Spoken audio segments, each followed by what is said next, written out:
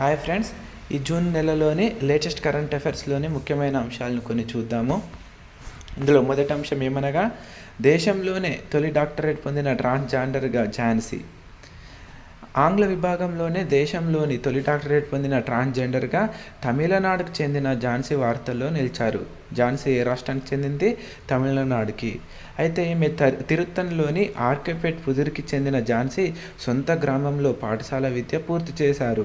అనంతరం తిరుత్తన్లోని సుబ్రహ్మణ్య స్వామి arts science కళాశాలలో UG చదివి చెన్నైలో వ్యాసర్పాడిలోని అంబేద్కర్ ప్రభుత్వ ఆర్ట్స్ కళాశాలలో ఎంఏ, ఎంఫిల్లో గోల్డ్ మెడల్ సాధించారు.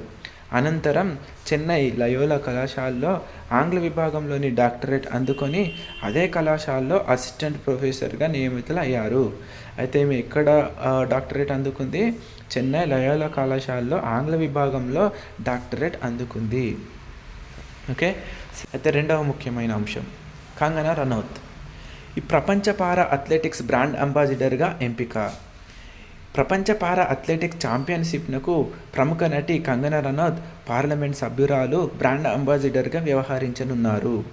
అయితే ఈ ఏడాది సెప్టెంబర్ 20 నుంచి అక్టోబర్ 5 వరకు భారత్లో జరిగే ఈ టోర్నీలో 100కు పైగా దేశాలు బరిలో దిగనున్నాయి.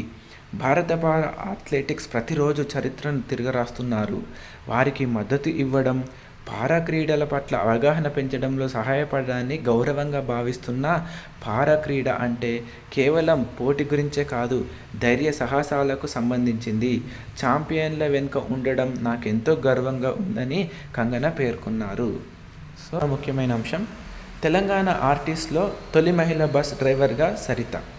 తెలంగాణ రాష్ట్రంలోని టీజీఎస్ఆర్టీసీలో తొలి మహిళా బస్ డ్రైవర్గా యాదాద్రి భువనగిరి జిల్లా సంస్థాన్ నారాయణపురం మండలం సీత్యా తండకు చెందిన సరిత జూన్ 14న విధుల్లోకి చేరారు. తొలి రోజు హైదరాబాద్ నుంచి మిర్యాలగూడకు బస్ నడిపారు. ఇన్ని రోజులు దేశ రాజధాని ఢిల్లీలో డ్రైవర్గా విధులు నిర్వర్తించారు. అయితే తల్లిదండ్రులు వృద్ధాప్యంలో ఉండటంతో వారిని చూసుకోవడంలో రాష్ట్రంలో బస్ డ్రైవర్గా అవకాశం ఇవ్వాలని గతంలో మంత్రి కోమటిరెడ్డి వెంకటరెడ్డిని సంబంధిత మంత్రి పొన్నం ప్రభాకర్ను కోరారు. వారు స్పందించి ఆర్టీసీ డ్రైవర్గా ఆమెకు అవకాశం కల్పించారు.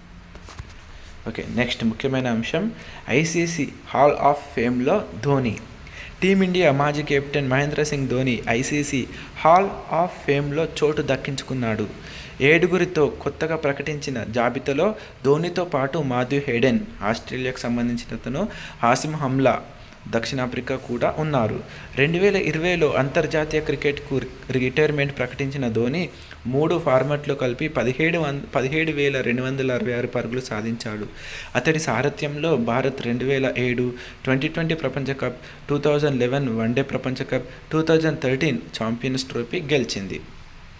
ఓకే, ఇదవ ముఖ్యమైన అంశం, భారత రాష్ట్రపతికి 8 డే క్యాంపుగా యశస్వి సోలంకి.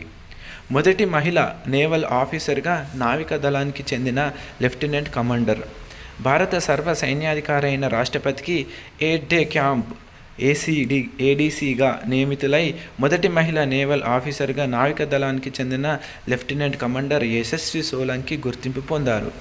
భారత ప్రథమ పౌరులైన రాష్ట్రపతికి వివిధ ప్రభుత్వ విభాగాలకు మధ్య సమన్వయకర్తగా ఉంటూ అధికార కార్యక్రమాలు, సమావేశాలు, మిలిటరీ ప్రోటోకాల్స్ సవ్యంగా సాగేలా చూడటం ఏడీసీ విధి. ఇవండి ఈ జూన్ మంత్ యొక్క లేటెస్ట్ కరెంట్ అఫైర్స్ ముఖ్యమైన అంశాలు.